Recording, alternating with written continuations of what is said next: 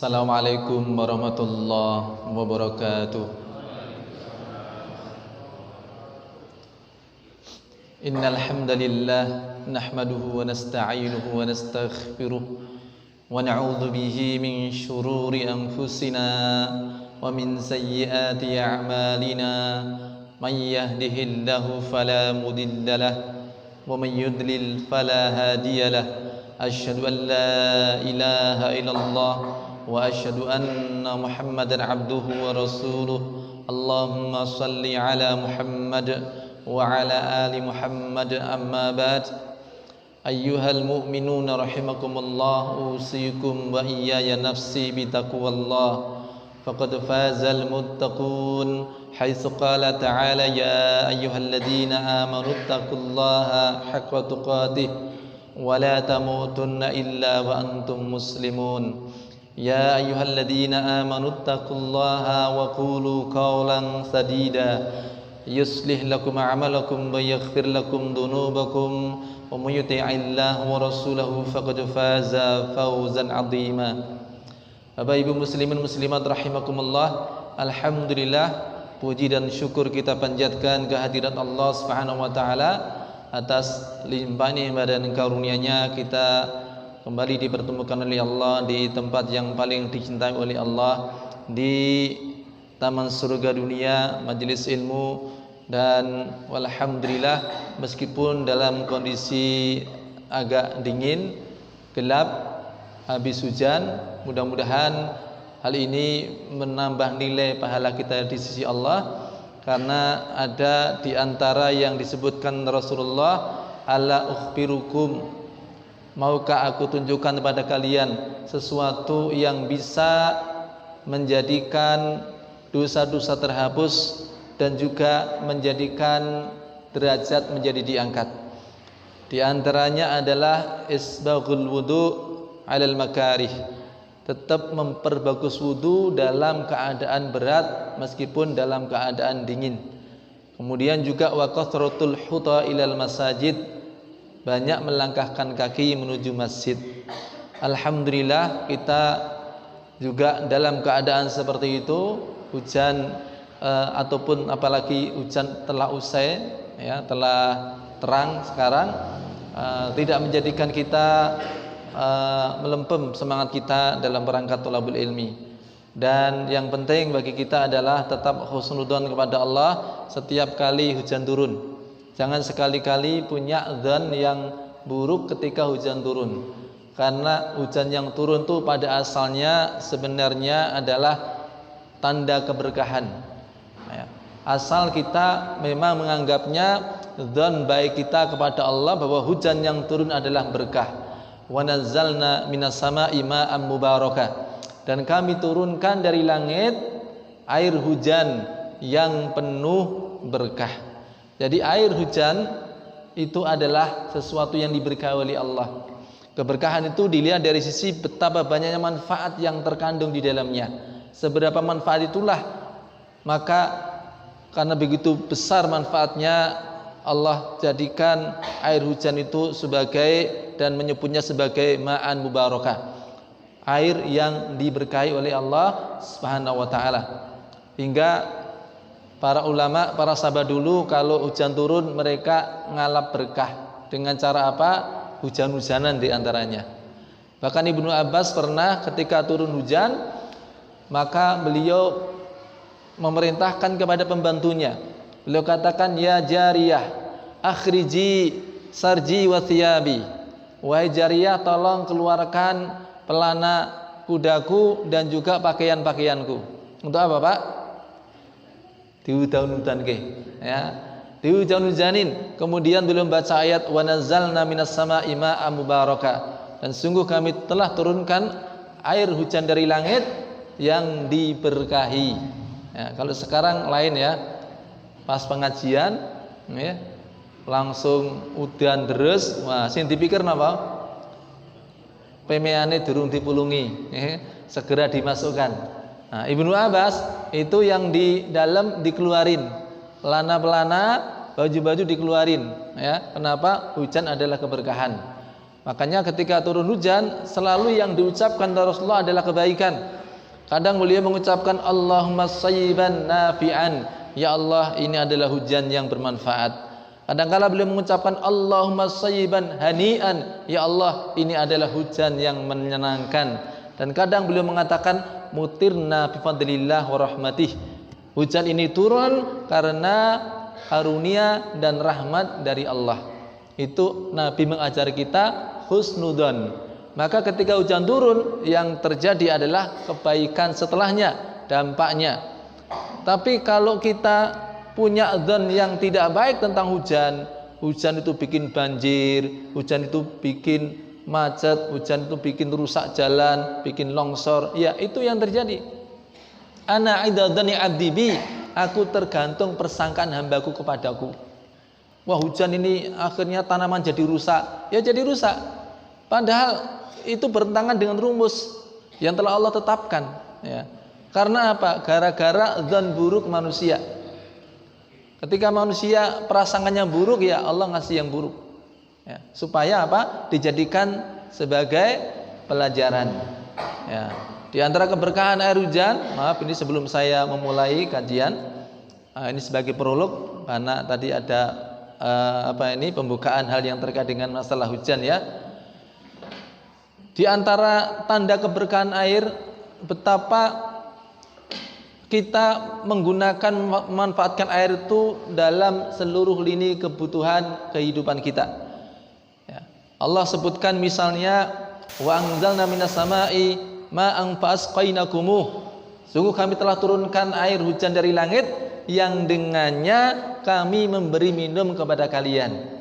Jadi ketika hujan turun, bayangkan ini adalah cadangan air minum untuk kami. Sehingga kita ada dzan yang baik, prasangka baik kepada Allah. Yang kalau enggak ada air hujan, ya mungkin kita akan kehausan. Maka turun hujan itu artinya cadangan air minum buat kita. Ketika hujan turun, kita juga berprasangka baik kepada Allah. Oh ini cadangan bagi saya, bagi kami, bagi manusia, untuk bisa menggunakannya sebagai sarana mensucikan diri, bersih-bersih diri, bersih-bersih barang, dan membersihkan segala hal. Karena Allah jadikan air hujan itu wa anzalna minas sama'i ma'an tahura, dan kami turunkan dari langit air yang tahuran. Al-Baghawi mengatakan tahuran yakni tahirun lidzatihi wa mutahhirun li ghairihi. Air itu yang turun dari langit secara zatnya suci. Jadi ketika Bapak Ibu kehujanan kemudian sholat dalam keadaan basah tidak ada masalah, tidak kemudian menjadi najis karena apa? Air itu sendiri adalah suci. Wa mutahhirun li ghairihi, air juga menjadi penyuci bagi yang lainnya. Maka tidak ada pembersih yang lebih efektif daripada air. Ketika turun hujan kita bayangkan, alhamdulillah ini berarti kita bisa nantinya sebagai sarana bersih-bersih, bisa untuk berwudu, bisa untuk mandi, bisa untuk istinja. Bayangkan kalau tidak turun hujan, kita mau wudu susah, kita mau istinja susah, ya. Mau istinja gimana Pak kalau tidak ada air? Memang bisa pakai kerikil, namanya istijmar. Nek kira-kira sesasi nganggo kerikil terus pripun rasane?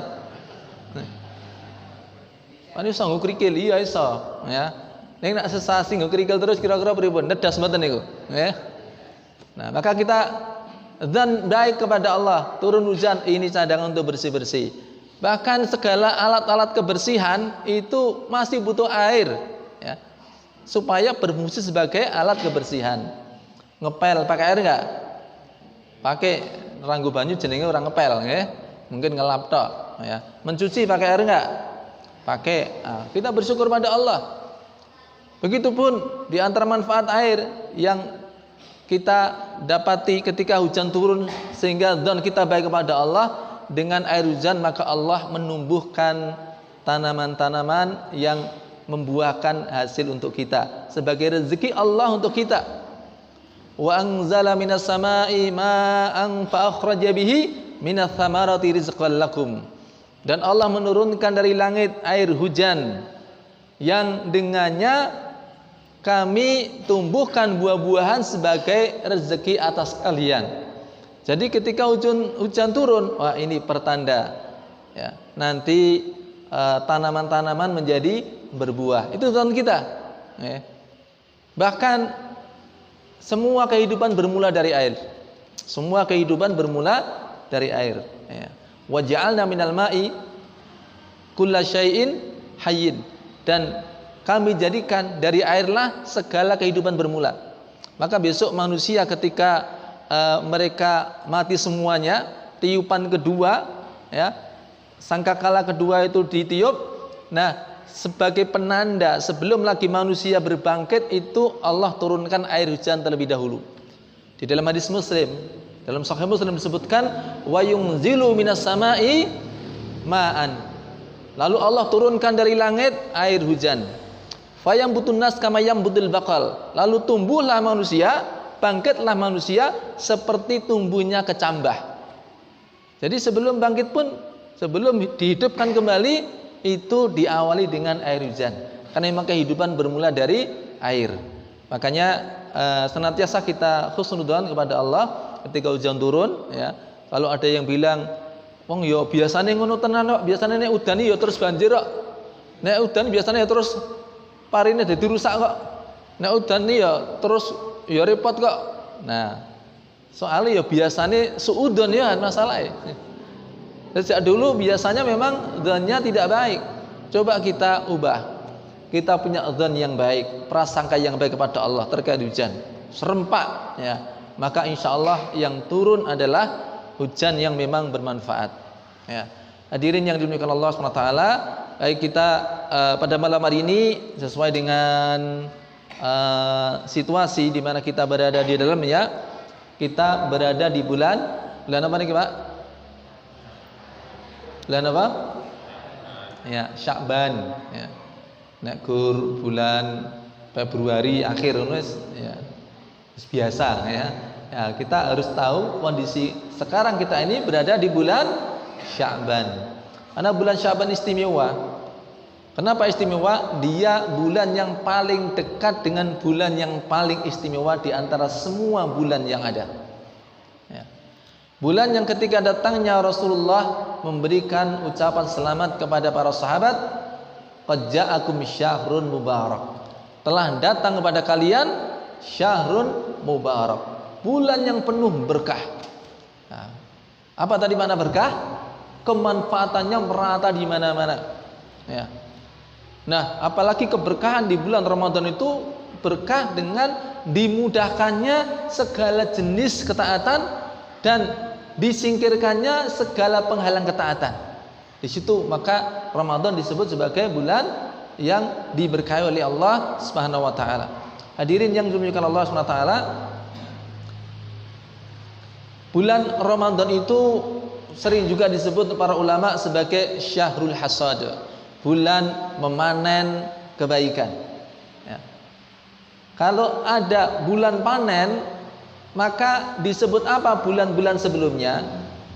Ibnu Rajab Al-Hambali beliau mengatakan dimulai dari bulan Rajab. Bulan Rajab adalah syahrul budur, bulan untuk menanam benih. Syahrul lizar'i, bulan untuk bercocok tanam. Bulan Sya'ban itu adalah syahrul suqya, bulan mengairi tanaman, bulan merawat tanaman kebaikan. Baru nanti di bulan Ramadan itu adalah apa? Syahrul hasad, bulan untuk memanen pahala kebaikan. Nah, kita ini sudah di bulan Sya'ban. Bulan apa ini? Merawat tanaman, merawat benih yang sudah kita tanam di bulan Rajab. Nah, karena kemarin kita tidak bahas khusus bulan Rajab ya. Karena merawat itu kalau ada yang dirawat ya. Kalau memang kemarin bulan Rajab programnya belum dijalankan ya, maka kita mulai nggak ada masalah mulai hari ini ya. Mulai hari ini kita tanam kebaikan hingga kemudian langsung kita rawat hingga nanti sampai di apa yang disebut dengan syahrul hasad, bulan panen ya. Barangkali kemarin ada yang tercecer, Bapak Ibu yang dimuliakan Allah, Semestinya sudah kemarin bulan Rajab kita melakukan sebelum menanam benih itu pengolahan lahan, ya. Bagaimana kita siapkan benih itu ditanam di tempat yang tepat, dijauhkan dari hama dan gulma. Ojo nganti nandur lagi disalahke totol pitik langsung, ngono ya terus diteruske wae, ya. Itu hanya ini merencanakan kegagalan. Nah, makanya juga di bulan Rajab, yang kalau kemarin bulan Rajab misalnya enggak kepikiran ini, maka mulai dari sekarang kita siapkan lahan hati kita, ya. Bagaimana benih yang akan kita tanam, bagaimana kebaikan yang akan kita kerjakan, itu nantinya tumbuh subur, ya. Nantinya tumbuh subur, gampang dirawat. Hilangkan dari gulma dan hama. Apa itu? Hilangkan dari maksiat dan dosa. Sebelum kita memulai kebaikan-kebaikan, maka bersihkan hati kita dengan meninggalkan maksiat dan dosa, ya. Karena apa? Dosa dan maksiat itu dampaknya besar sekali. Ibnu Qayyim al-Jauziyah rahimahullah, beliau menulis di kitabnya Al-Jawabul Kafi liman sa'ala 'ani dawa'i syafi. Di bab-bab awal sebagai mukadimah, beliau tulis tentang atharudz dzunub wal ma'asi, dampak buruk kemaksiatan dan dosa. Ada poin pertama, hirmanul ilm, terhalang mendapatkan ilmu yang manfaat.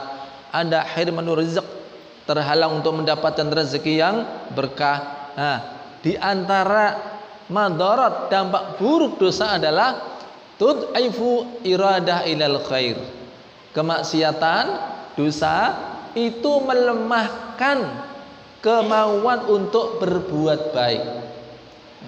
Jadi kalau ada orang yang berat melakukan ketaatan, itu dikarenakan maksiat yang dikerjakan sebelumnya, sing maring gundeli, ya. Orang mau melakukan kebaikan kok berat banget, abot banget. Kenapa? Maksiat yang dikerjakan sebelumnya, ya. Maka Imam Hasan al-Basri ditanya tentang seseorang yang untuk bangun malam sholat tahajud wangel tenan, padahal yo disiapke, ya. Awan yo nganggo turu barang, ya. Kemudian mau tidur juga udah persiapan, turunnya yo gasik, akhirnya tetap baik, tangine yo subuh. Kenapa berat menjalankan sholat malam, ya. Apa kata beliau? Siapa yang tidak bisa atau terhalang sholat di malam harinya, maka hendaklah dilihat apa yang dikerjakan di siang harinya. Tidak ada yang terhalang orang dari ketaatan kecuali karena maksiat yang dikerjakan di siang harinya, ya. Makanya Bapak Ibu yang dimuliakan Allah, kalau ada orang yang terhalang melakukan ketaatan di bulan Ramadan, yang padahal Ramadan kuwi kudune gampang banget nindakake taat, penghalang juga disingkirkan. Wondene kok abot. Nah niku isih digondeli maksiat sebelumnya. Jangan-jangan benihnya ditotol napa? Pitik napa digrogoti tikus, ya. Maka kalau kita ingin nantinya nyaman, benih kebaikan yang kita tanam juga terjaga, hindarkan dari maksiat dan dosa. Mulai sekarang Pak, udah tinggalkan itu maksiat dan dosa. Sing ngupaini maksiat, mulai sekarang juga ditinggalkan. Kenapa? Supaya mudah bagi kita melangkah, mudah bagi kita untuk menanam benih dan merawatnya. Ini makna menanam benih, siapkan lahannya, tinggalkan maksiat dan dosa. Maka momennya Rajab itu sebenarnya pas banget, karena bulan Rajab adalah bulan haram, bulan suci, bulan yang benar-benar harus dihindarkan dari maksiat dan dosa. Nah, tinggal di bulan Sya'ban itu bulan merawat tanaman, atau dengan istilah lain adalah bulan latihan, bulan pemanasan, ya. Nah, pemanasan, latihan, merawat benih, tergantung benih yang sudah kita tanam. Apa yang sudah kita tanam sebelumnya, apa yang akan kita tanam itu juga bergantung kepada kita mau ngunduh apa. Ramadan arep ngunduh apa, ya. Ya ketika itu kita tanam. Ramadan identik dengan apa? Misalnya Quran, ya. Kita kemudian punya cita-cita nanti di bulan Ramadan mau khatam berapa kali, Pak? Pengen khatamnya pinten? 1 kali, nggak apa-apa ya. Kalau ini sudah lebih baik daripada Ramadan yang lalu belum bisa khatam, ya udah Ramadan yang akan datang ini khatam 1 kali. Nih ya ana carane. Orang mau ngitung dina tok. Hamin berapa hari ning meneng tok, nggih. Imam Syafi'i rahimahullah yang beliau di bulan Ramadan khatam 60 kali, sedina khatam ping pindho. Itu bukanlah orang yang ketika bulan Sya'ban orang maca Quran. Ya. Ora tau maca Quran kok mak jegagi unyuk-unyuk sedina khatam ping pindho, ya kram niku, Enggak bakalan mungkin. Beliau yang khatam 2 kali 1 hari di bulan Ramadan itu adalah orang yang sudah biasa di hari-hari sebelumnya paling tidak 3 hari khatam sekali, 7 hari khatam sekali. Sehingga di bulan Ramadan ketika beliau mengkhatamkan 1 hari 2 kali niku pun sudah terbiasa, ya, sudah terlatih. Nah, maka perlu kita untuk melatih diri dari sekarang. Kita latih diri dari sekarang, ya. Apa yang mau kita biasakan di bulan Ramadan, kita tanam dari sekarang, ya, dengan cara menaikkan 1 level dari kebiasaan sebelumnya. Dalam hal Al-Qur'an misalnya, dalam hal Quran, kalau hari-hari biasa kita tidak pernah baca Al-Qur'an babar belas, maka dimulai dari sekarang 1 hari 5 halaman, rasa akeh, ya. Rasa kakeh, ya. Dimulai 1 hari 5 halaman. Soalnya pun Sa'ban, pun Sa'ban ini. Nah, 5 halaman sampai 1 pekan, dijaga konsisten. Rasa tambah sih, ya. Sampai 7 hari. Setelah 7 hari, kemudian 7 hari berikutnya apa? Tambah setengah juz, ya. Jadi menjadi setengah juz, jaga sampai nggak apa-apa, misalnya sampai akhir bulan Sya'ban, ya. Kalau di bulan Sya'ban bisa setengah juz setiap hari, insya Allah Ramadan karena kondisinya lebih memungkinkan 1 hari bisa 1 juz, Ramadan bisa khatam Al-Quran. Nah, itu orang yang benar-benar persiapan, yang merawat kebaikan, bukan hanya menghitung hamin tok niku. Kaya wong arep melu lomba lari maraton 10 kilo, mau ngantongi jadwal itu, wah ini kurang selawit dino melu lomba maraton 10 kilo, ora tahu latihan, ora tahu napa lari, wah tiba-tiba di hari H ikut lomba berharap jadi juara, ngimpi mboten niku Pak, ya. Akhirnya apa? Begitu disemprit, ya, langsung plus gaspol ngene niku. Lagi 100 meter, 200 meter suduken, Pak. Nggih. Banding pamit wis aku paling ora kuat, ora menang ora apa-apa, ya. Mun monggo nderekke, ya. Maka ada orang-orang yang ketika bulan Ramadan, hari pertama, hari kedua ngejos. Nggih, niku. Hari ketiga pun meletre, ya. Kenapa? Niku kaya wong kram niku, kurang pemanasan. Ya. Kaya wong suduken pas lari niku. Mergo napa? Kurang pemanasan. Nah, maka kita pemanasan dari awal. Ya, jangan sampai terulang yang kemarin. Cita-citane pengen khatam ping pindho ping telu ngono tiba ya gurung ngitung tok, ya. Tiba-tiba Ramadan berharap langsung bisa 1 juz khatam padahal biasanya belum baca, ya susah, berat. Kalaupun bisa hari pertama, hari kedua, hari ketiga, keempat dan berikutnya lebih berat lagi. Nah, ini makanya Bapak Ibu yang dimuliakan Allah, kita tanam kebaikan yang akan kita unduh pada bulan Ramadan, ya. Kita latih jiwa kita, karena memang latihan yang kita butuhkan nanti di bulan Ramadan yang akan kita kerjakan memang membutuhkan kekuatan jiwa, ya. Raga perlu, tetapi lebih penting lagi kekuatan jiwa, ya. Ibadah, munajah, mujahadah, sampai merasakan kelezatan ibadah, itu yang diperlukan adalah kekuatan jiwa, ya. Berapa banyak orang-orang yang mungkin secara fisik lemah, seperti seorang ulama salaf namanya Abu Ishaq As-Sabi'i, dia mengatakan sudah tua umur saya, sudah rapuh tulang saya, tak lagi saya mampu berdiri sholat tahajud selain membaca 2 surat saja, Al-Baqarah dan Ali Imran. Kan dia wis tua Pak, ya. Nek tahajud ra kuat, gur iso maca Al-Baqarah karo Ali Imran. Nggih. Pinten ayat niku? Berarti 486 ayat, nggih. Nek tuane kaya ngono, nom-nomane kaya ngapa? Nggih. Sing jelas ora kaya awake dhewe. Nah, kenapa? Kekuatan ada pada jiwanya. Sementara banyak sekarang anak-anak muda ora kurang rusak, adone apa? Dolane ya ora kurang adoh. Laut ku seberangi, gunung ku daki, masjid ku lewati, lewat tok.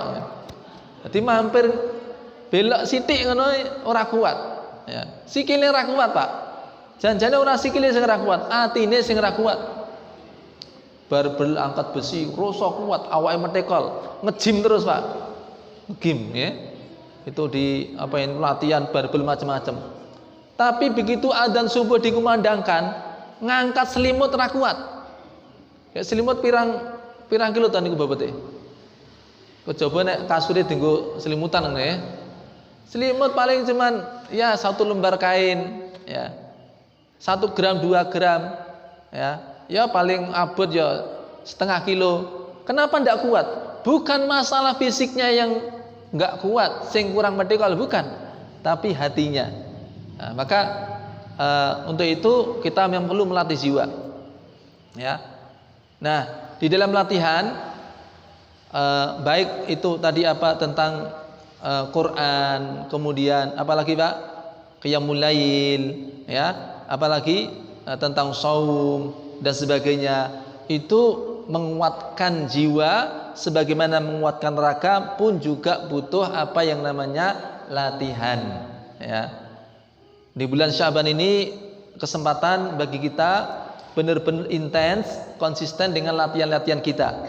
Dalam bahasa Ibnu Qayyim Al-Jauziyah di kitabnya Madarijus Salikin, latihan itu disebut dengan istilah riyadhah. Riyadhah adalah tamrin nafas, melatih jiwa untuk menerima konsekuensi dari ketaatan. Kudune piye dilakoni. Itu akan mampu dikerjakan oleh orang-orang yang memang benar-benar sudah terlatih jiwanya. Nah, mumpung kita menghadapi Ramadan, maka kita ikuti bagaimana tips riyadhah ataupun pemanasan ataupun proses melatih jiwa. Proses melatih jiwa ada 3 tahapan. Begitupun sebelum kita masuk di bulan Ramadan, hendaknya kita sudah melakukan 3 latihan ini. Latihan yang pertama, Ibnu Qayyim menyebut dengan istilah tahdzibul akhlaqi bil ilmi. Tahdzibul akhlaqi bil ilmi, menertibkan akhlak sesuai dengan ilmu. Artinya apa? Apa yang sudah kita ketahui ilmunya, kemudian benar-benar kita praktekkan. Contoh, memang selayaknya seorang muslim di setiap malam itu ya kalau mau jadi orang soleh ya mestine ya nganggo salat wengi barang, ya. Karena kata Rasulullah, qiyamul laili da'bus salihin. Salat malam adalah kebiasaan orang soleh. Saben-saben disebut wong soleh akad zaman bingek niku mesti duwe kebiasaan salat wengi, niku jenenge wong saleh. Oh, wong saleh iku mestine ya salat wengi to. Nah, kita tahu ilmu lalu kita praktekkan. Setelah kita praktekkan, kita biasakan sampai menjadi akhlak. Menjadi akhlak itu apa? Akhlak itu adalah hayatun nafs, kondisi jiwa seseorang yang dengannya muncul ucapan atau perilaku tanpa harus berpikir panjang. Artinya sudah refleks. Kenapa refleks? Karena sudah menjadi kebiasaan.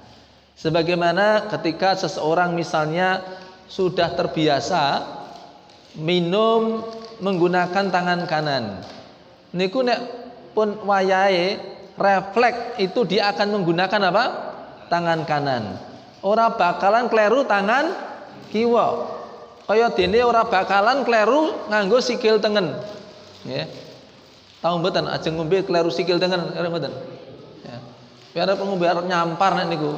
Oh, iki mau arep ngombe to, lali pas nggo sikil tengen. Enggak mungkin, kenapa? Sudah refleks dengan tangan. Nah, kita refleks dengan tangan kanan. Itu namanya akhlak. Namanya akhlak itu pun mboten mikir niku pun refleks. Sebagaimana refleksnya orang kalau bangun tidur, refleksnya mbok rasa nganggo mikir mesti ya sikil dhisik sing mecak. Apa ndak mikir? Sik. Iki aku tangi iki nggo sirah sik apa sikil sik ya? Mikir mboten? Ndak perlu mikir panjang, sudah refleks otomatis. Itu kalau sudah menjadi akhlak. Sebagaimana orang kalau makan juga niku mbok rasa nganggo mikir wis mesti, tangan mlebu mulut, niku pun refleks. Enten mboten sing kleru.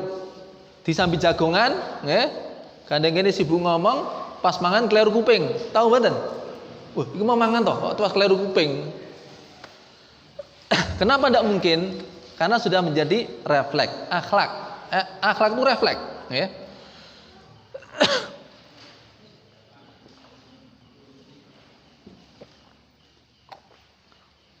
Tapi meskipun akhlak itu adalah refleks, refleks itu adalah hasil dari pembiasaan. Ya.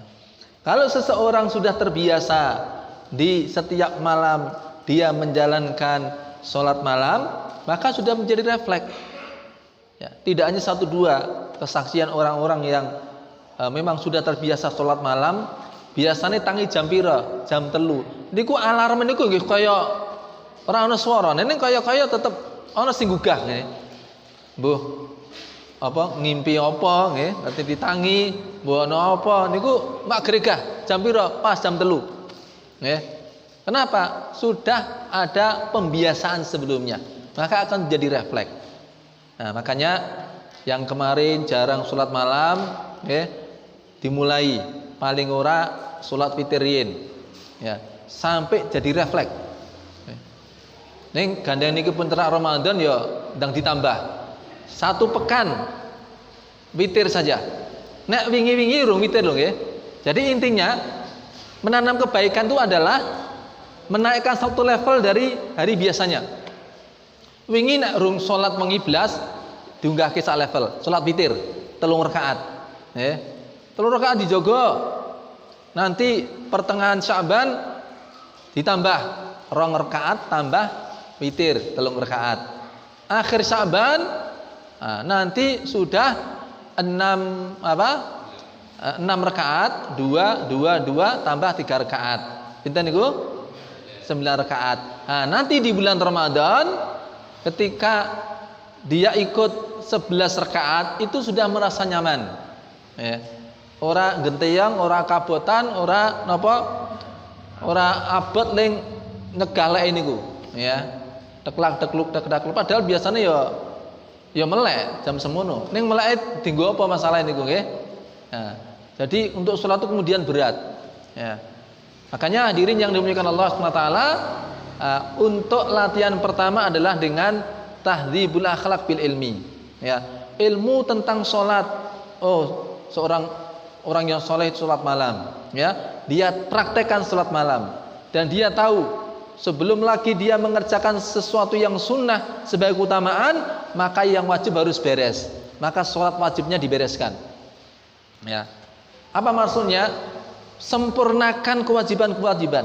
Karena tidak ada sesuatu yang lebih dicintai oleh Allah dari cara taqarrub seorang hamba kepadanya selain daripada mimma aftaratuhu alaih, dari apa yang aku fardukan kepadanya. Jadi cara taqarrub pada Allah yang paling dicintai Allah adalah menyempurnakan kewajiban. Jangan sampai ketika kita bicara tentang sholat tarawih, sholat tahajud, tiba-tiba sholat wajibnya keter, ya. Sholat tahajud ning ora sholat asar niku kaya dene wong setutan ning ora katokan, nggih. Nyetuti napa niku? Nah, makanya mohon maaf kalau saya tadi mengatakan tentang qiyamul lail bukan berarti dengan meremehkan sholat wajib. Justru sholat wajib dalam hal ini sempurnakan. Apalagi bapak-bapak upayakan betul ke masjid. Saat durunge mlebu Ramadan 5 waktu udah di masjid. Ya.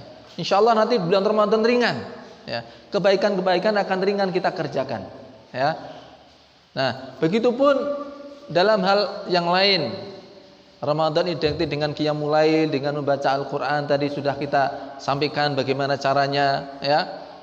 Bapak Ibu yang dimuliakan Allah, hubungannya dengan Quran, mari kita biasakan dari sekarang, yang semestinya dari kemarin-kemarin ya. Tapi kalau kemarin belum, mulai sekarang kita dekat-dekat dengan Al-Qur'an. Ya. Ingat, Ramadan itu menjadi bulan yang paling mulia juga karena Quran juga. Apapun siapapun kalau berhubungan dengan Quran, maka Allah akan muliakan. Malaikat Jibril adalah malaikat yang paling mulia di antara semua malaikat yang ada. Berapa jumlah malaikat, Pak, Bu? Berapa jumlah para malaikat? Wakeh. Pengen ngitung mboten? Ini tak sampaikan apa yang diketahui dari malaikat jumlahnya, ya. Setiap hari ada 700.000 malaikat yang memasuki Masjid Baitul Ma'mur di langit. Bukan Baitul Ma'mur di Solo Baru, ya. Solo Baru enten Masjid Baitul Ma'mur. Baitul Ma'mur di langit. Setiap hari ada 700.000 malaikat. Malaikat yang sudah masuk ke Baitul Ma'mur kemudian keluar, mereka tidak pernah masuk lagi. Jatahnya seumur hanya 1 kali saja. Padahal setiap hari ada yang masuk 700.000 malaikat. Berarti sampai sekarang sudah ada berapa malaikat? Hitung, Pak. 700.000 ping hari di mana Allah sudah menggelarnya. Enten pinten dinten, Pak? Niki hari keberapa? Orang ngerti nggih, ya. Terus jeng niku kiamat niku tekan hari keberapa? Ya orang ngerti, ya. Mulane ya ora iso ngitung. Makanya Allah berfirman, "Wa ma ya'lamu junuda rabbika illahu," dan tidak ada yang mengetahui jumlah pasukannya Allah, para malaikat kecuali Allah saja. Ning saged bayangke akeh to nggih.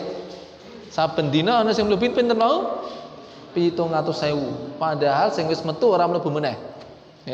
Nah, dari semua malaikat yang ada, Jibril menjadi malaikat yang paling mulia di antara mereka. Kenapa?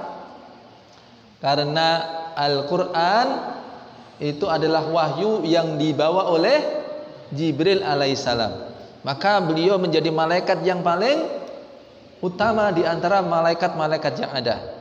Kemudian Jibril itu dibawa, Al-Quran dibawa oleh Jibril, diberikan pada siapa? Rasulullah sallallahu alaihi wasallam.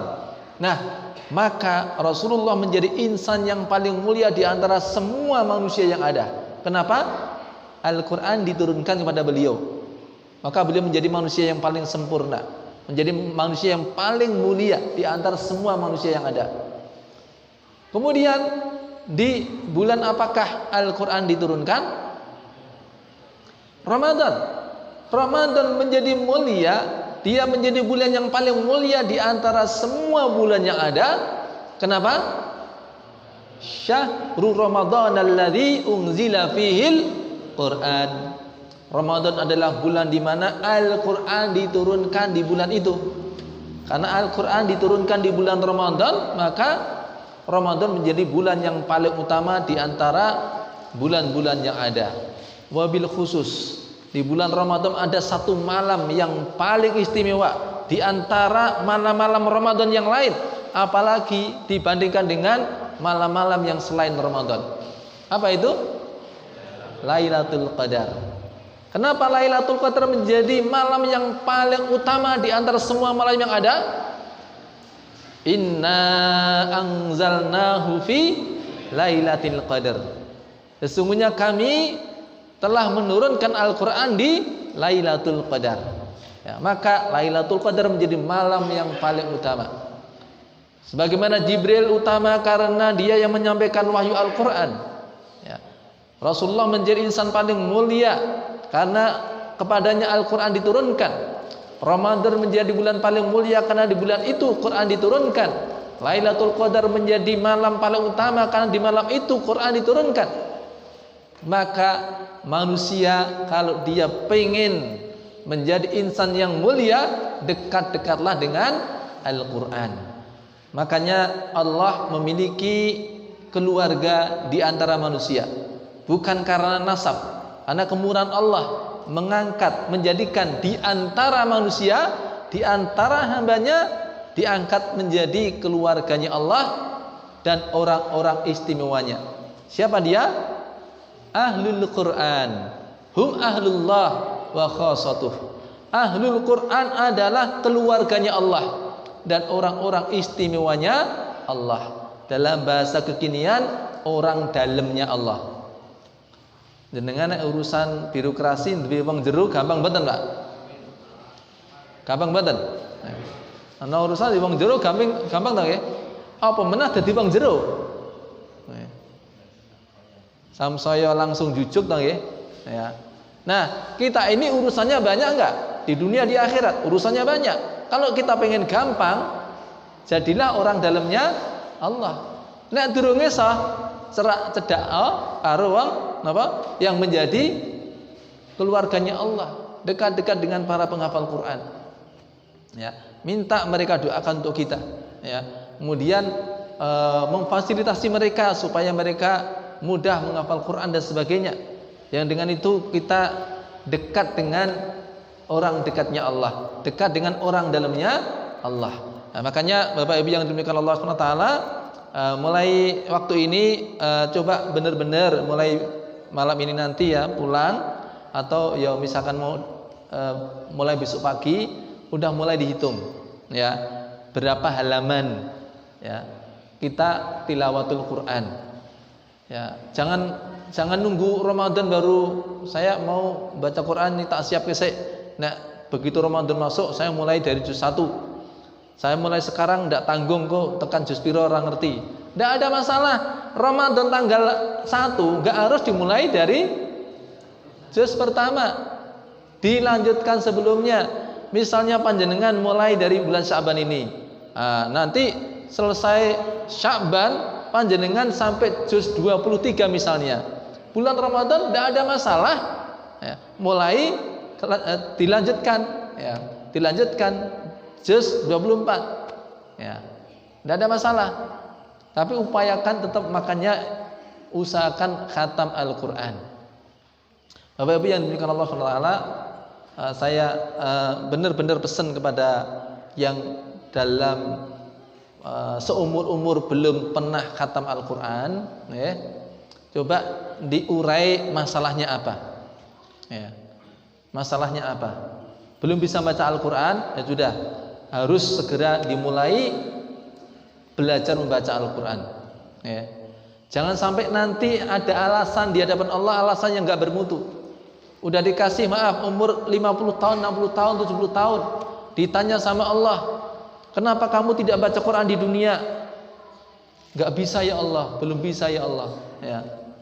Lah kok ngisah apa? Kok rasinau? Gak sempat ya Allah. Mutu menapa mboten? Ya. Gak sempat katanya. Dikasih umur 60 tahun, 70 tahun, sampai gak sempat belajar baca Al-Quran. Melu pengajian ya ora sempat, arep ngaji ora sempat. Ya. Ini mohon maaf. Ya. Di antara pesan dari Allah, ya ayyuhalladzina amanu la tulhikum amwalukum wala auladukum an dzikrillah. Jangan sampai anak-anakmu, jangan sampai harta-hartamu ya, melalaikan dari zikir kepada Allah. Aja nganti ketungkul mergo golek bondo apa ngecake bondo nganti lali saka zikir. Zikir bisa bernama salat, bisa bermakna juga majelis ilmu. Ya. Ora kober melu pengajian gara-gara napa? Sibuk. Ya. Ayo ngaji. Aku lagi sibuk Apa rumang samu iki sing pengajian iki wong nganggur kabeh niki apa ya? Niki pengangguran saya ta. Iki sing pengajian niki nggih kabeh wong sibuk. Sing ngomong iki ya rada nganggur sithik. Rumangsane nggih. Semua sibuk, enggak ada yang enggak sibuk.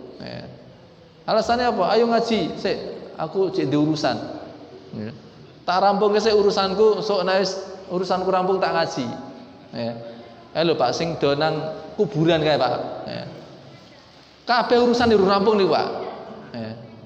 Kabeh urusan di rampung. Sing pun dateng kuburan niku, urusane kabeh durung rampung. Sapa wong urip sing urusane rampung niku? Nggih. Semua mereka belum selesai. Lah kok jak ngaji kok berling nggih. Ngenteni kober karo eling. Pas kober ora eling, pas eling ora kober, nggih. Padahal mau seminggu pisan. Mau seminggu pisan ya berling, pas kober ya ora eling. Oh, iki mau tibake malam Senin toh, ya. Wah, aku mau tiwas nganggur ora mangkat, nggih. Terus sesuk dielingke, ya. Pakde direng-eling mengke anu lho, malam Senin lho. Wah iya ya, engko jane ngajine piye kowe lagi di urusan, ya. Ya ki mau, pas eling ora kober, pas kober ora eling, ya. Makanya ini saya wanti-wanti betul, yang belum bisa baca Al-Qur'an, ya, segera belajar baca Al-Qur'an, ya. Setidaknya Anda Bapak Ibu sekalian melangkah. Qadarullah misalnya, ya wis latihan terus wis ajar kok urung iso fasih. Macane isih napa blekak-bleku dadi suwe banget, ya. Sedina ngono nek sak halaman ngono ya mbutuhke wektu 3 jam misalnya. Qadarullah misalnya dipundhut dalam keadaan belum menyelesaikan Quran, belum mengkhatamkan Quran, sudah punya alasan, ya. Kenapa tidak selesai? Kalau badhe napa rampungake sampun jenengan pundhut, ya sudah ada alasan, ya. Lah nek belum ndak ada alasan pripun sing jawab jeung pripun cobi, ya. Enggak belajar, enggak membaca, ya. Jangan sampai untuk yang sudah bisa baca Al-Qur'an, jangan sampai Al-Qur'an menjadi musuh bagi kita. Wal Qur'anu hujjatun laka au alaika. Dan Al-Qur'an itu adalah hujah yang menjadi pembela kamu atau yang memusuhi kamu, yang menuntut kamu. Jangan sampai ada satu ayat pun yang nanti menjadi musuh kita di hari akhir. Jangan sampai ada satu ayat pun yang menjadi musuh kita pada hari kiamat. Kenapa menjadi musuh kita? Dia akan nuntut. Saya belum pernah kamu baca. Kenapa belum pernah dibaca? Urung tahu khatam. Nek urung tahu khatam mesti ana sing kecer. Ora mungkin maca acak kok komplit, ora mungkin, ya. Mesti ana sing kecer. Makanya apa? Upayakan betul, ya. Dalam hidup ini terutama mohon maaf yang belum pernah khatam Quran, mulai dari sekarang, ya. Niatkan bisa khatam Al-Quran, ya. Apalagi mohon maaf, sekali lagi mohon maaf, umur di atas 40 tahun itu memang sudah harus fokus, ya. Kalau kemarin-kemarin belum bisa khatam, niatkan betul, azam harus bisa khatam, ya. Paling tidak di Ramadan ini khatam. Nah, hadirin yang dimuliakan Allah, itu yang dimaksud dengan tahdhibul akhlaqi bil ilmi. Bagaimana kita tertibkan akhlak kita sesuai dengan ilmu. Kita sudah tahu ilmu tentang amal-amal soleh itu apa, bagaimana caranya, kerjakan, ya. Nah, saatnya mempraktekkan kaidah 4 kaidah yang bulan lalu saya sampaikan, yang saya juga wanti-wanti untuk tetap diingat, nggak ada yang kececer. Ada yang masih ingat Pak? Kaidah kebaikan dan keburukan, ya. Tentang niat baik dan niat buruk. 1, niat baik tidak dikerjakan 1 pahala yang sempurna. 2, niat baik dikerjakan pahalanya 10 sampai 700 sampai kelipatan yang banyak. 3, niat buruk tidak dikerjakan 1 pahala. 4, niat buruk dikerjakan 1 pahala, 1 dosa, Nah, latihan kita di bulan Syaban ini kerjakan poin pertama dan kedua. Setiap kita melek moto langsung punya niat baik. Di waktunya kita kerjakan kebaikan. Niat apik itu minta apik, niat apik itu minta apik. Itu terus, ya. Sampai itu menjadi refleks, ya. Maka insya Allah nanti kita akan dimudahkan oleh Allah, bisa bahkan menikmati lezatnya ibadah, lezatnya munajah kepada Allah Subhanahu wa taala, ya. Karena bulan Ramadan lebih dimudahkan oleh Allah. Bulan di mana apa? Setan-setan dibelenggu. Nek wayah ngene iki setan orang nganggo leren, Pak. Ya. Awan bengi, esok sore goda terus. Jenengan melek, jenengan turu, ya tetap diganggu. Ya. Nek napa melek dibujuk, digoda, nek turu diganggu. Dengan cara apa? Mimpi buruk. Itu diantara cara setan mengganggu manusia. Takhfif minasyaitan. Punate tereng. Napa? Ngimpi di gebuki maling. Kudune gebuki maling nggih. Ngimpi elek digebuki maling nggih. Ngimpi dioyak-oyak maling, malah sing ngoyak malah maling nggih. Nah, itu diantara mimpi buruk. Gangguan dari setan juga. Ya. Dan dari segala arah setan menggoda manusia dari depan, dari belakang, sampai kanan, sampai kiri. Nah, di bulan Ramadan Allah mudahkan, dibondo niku. Ya sis kecer. Siapa sing kecer? Pancen dibebaskan niku, setan menungso lah niku, Nah, itu masih ada. Tapi setan dari golongan jin dibelenggu oleh Allah. Makanya insya Allah lebih mudah. Tapi sekali lagi meskipun waktu nanti Allah mudahkan, dari sekarang kita sudah persiapan. Ya. Arep ana kesempatan ini gampang ning nek wong elite-elite ya enggak akan ada tumbuh keinginan untuk melakukan kebaikan. Baik, ini yang pertama. Apa tadi latihan pertama, Pak? Membiasakan akhlak dengan ilmu, menertibkan akhlak sesuai dengan ilmu. Yang kedua ini, yang kedua agak ringkes, yakni tasfiyatul a'mal bil ikhlas. Menyucikan, membersihkan amal dengan cara ikhlas. Mulai dari sekarang, meskipun seharusnya ya seumur hidup kita ikhlas terus, tapi kalau kemarin ada kurangnya, ini juga demi menyambut bulan kebaikan, panen pahala, kita juga terus membiasakan menjaga keikhlasan kita. Bagaimana cara melatih keikhlasan kita agar setiap kita beramal itu kita bisa ikhlas. Ya. Makna ikhlas adalah ayyakuna lillah. Ibadah kita itu karena Allah. Karena Ramadan nanti butuh keikhlasan. Orang yang ikhlas itu dia tidak terpengaruh banyak sedikitnya orang yang melihat, bahkan tidak dilihat orang pun dia juga tetap akan dengan semangat beribadah kepada Allah. Nek orang diikhlas, maka ibadahnya cuma pura-pura. Posone ya nek pas ana wong, Pak. Nek ora ana wong ngenong, ya. Kenapa? Oh ya posane ora mergo lillah, gitu ya. Dadi ya wani ngapusi. Ya. Nek ngelak ngono ya ngombe. Nek apa golek kesempatan ra ono ya wuduhe sanggo kesempatan ngombe niku. Ya. Temu lebokne banyu ping 3 ning sing ditokne ping pindho tok, nggih. Nah, sing siji dikurup, nggih. Nah, nyuri star. Nah, kalau seseorang tidak ikhlas, berat itu menjalankan ibadah-ibadah berat. Ya. Nah, makanya dari sekarang kita latih keikhlasan. Bagaimana cara melatih keikhlasan? Kita latih dengan cara banyak melakukan amal-amal sirriyah, amal-amal dalam kesendirian. Ya, maka ngiras pantas tadi, Pak. Kita sholat malam di saat yang lain tidur, gak ada orang yang lihat kita. Ya, ning nek pun napa pas sholat rano sing delok ya aja terus esuke konser, ya. Saben ketemu wong dikandani, ya. Wah aku nggak ingin sholat nganti wah kusuk banget, ya. Ora ana wong kusuk kaya aku nggak ingin, ya. Nah, iki nek dilengke Adi, ampun ngaten mungkin ndak mboten ikhlas. Oh nggak bengi wis ikhlas kok. Nah niku, ya. Keliru tentang masalah ikhlas. Keikhlasan dijaga sampai akhir hayat. Orang anak kok istilahnya nggak ingin ikhlas saiki entuk ora ikhlas. Keikhlasan itu dijaga terus. Itu beratnya ikhlas. Nah, perlu dilatih, ya. Sedekah dengan sembunyi-sembunyi yang tidak dilihat orang. Dalam kesendirian melakukan kebaikan-kebaikan, baca Quran, ya.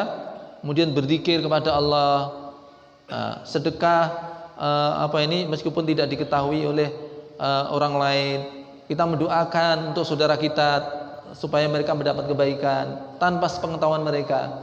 Nah, itu adalah cara-cara bagaimana kita kita itu berupaya melatih keikhlasan kita. Yang ketiga, ini latihan yang tidak kalah penting adalah wa tawfirul huquq fil muamalah. Saya ulang ya, nomor 1 tadi apa, Pak?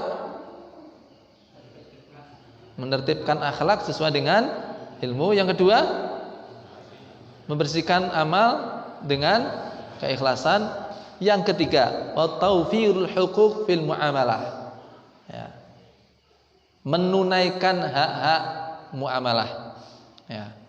Ini kenapa penting? Hadirin yang dimuliakan Allah SWT, jangan sampai ada di antara kita yang udah keroyo-royo ibadah sholatnya dikerjakan, puasanya berlapa-lapa juga sudah dikerjakan, yang sebenarnya juga mendapat pahala dari itu, tetapi karena hak muamalah tidak dia tunaikan, dia mengambil harta orang lain dengan cara yang batil, ya, dia melakukan kedzaliman dengan menggunjing orang lain, ya, merusak kehormatan mereka, maka dia seperti nabung di celengan sing jebol ngisore, ya.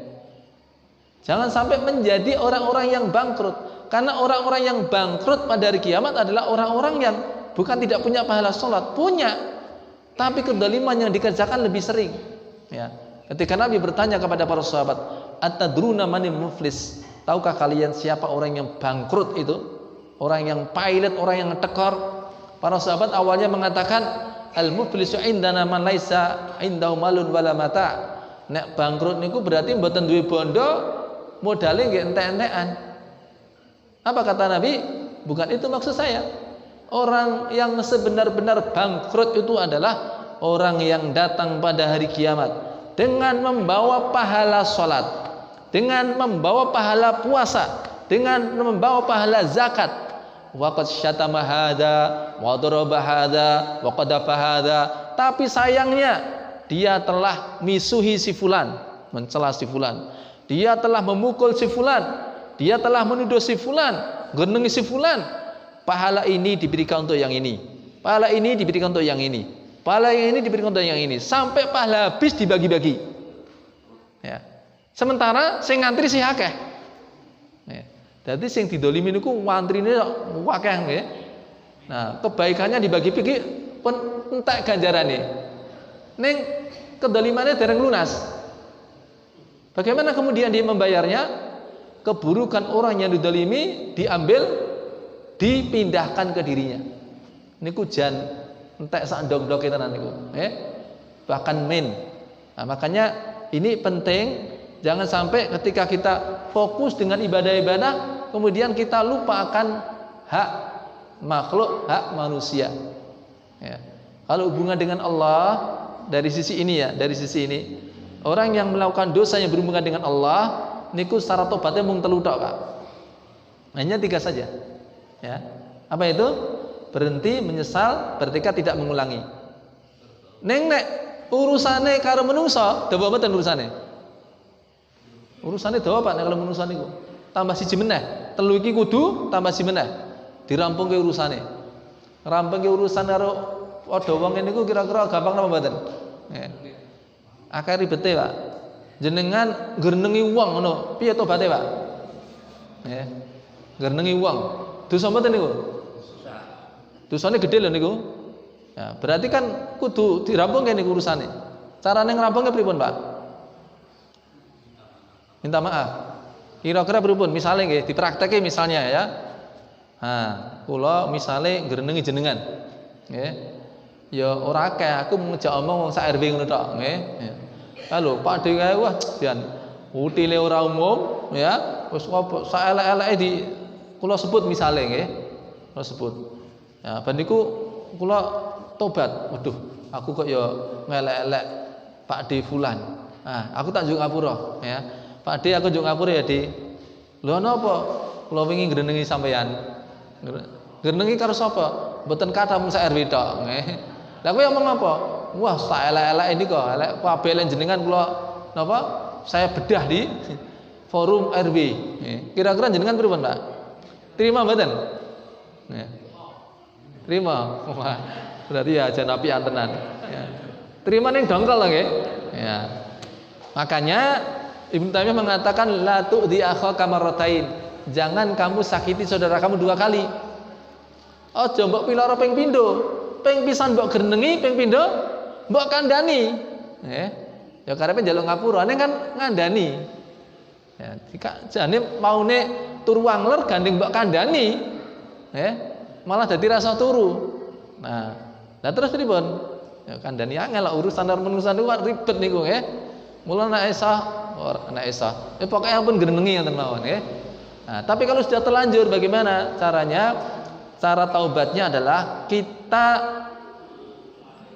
cabut ucapan kita atau kita bersihkan nama baiknya, kembalikan nama baiknya di hadapan siapa yang kita ajak bicara tentang keburukannya.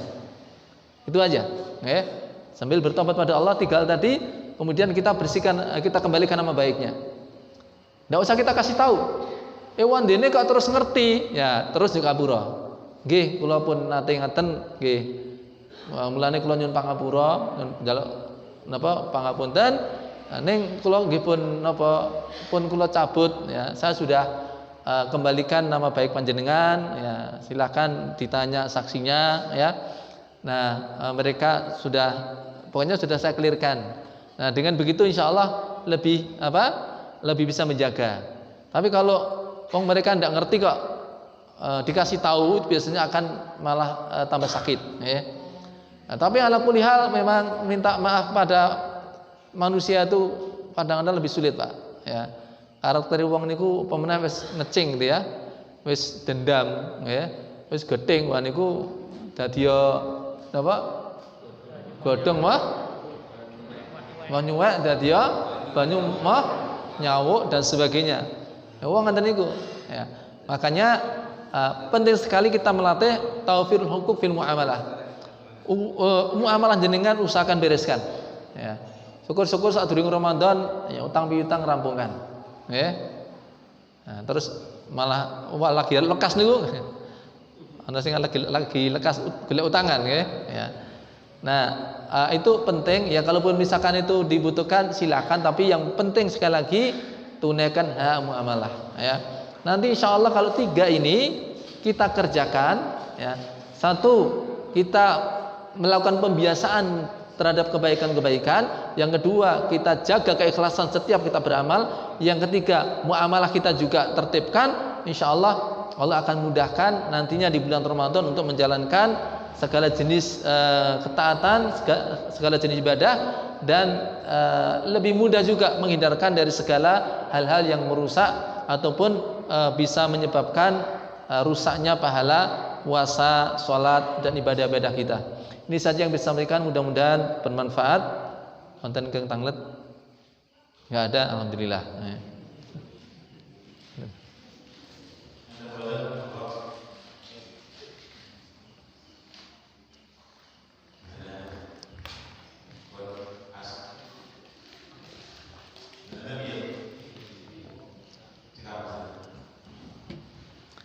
Baik, Bapak Ibu yang dimuliakan Allah SWT, sekian yang bisa saya sampaikan. Semoga Allah pertemukan kita dengan bulan Ramadan, dan semoga Allah berkahi umur kita, waktu kita di bulan Ramadan dengan dimudahkannya kita menjalankan ketaatan dan dijauhkan kita dari segala kemaksiatan dan dosa. Sekian, akhirul kalam. Assalamualaikum warahmatullahi wabarakatuh.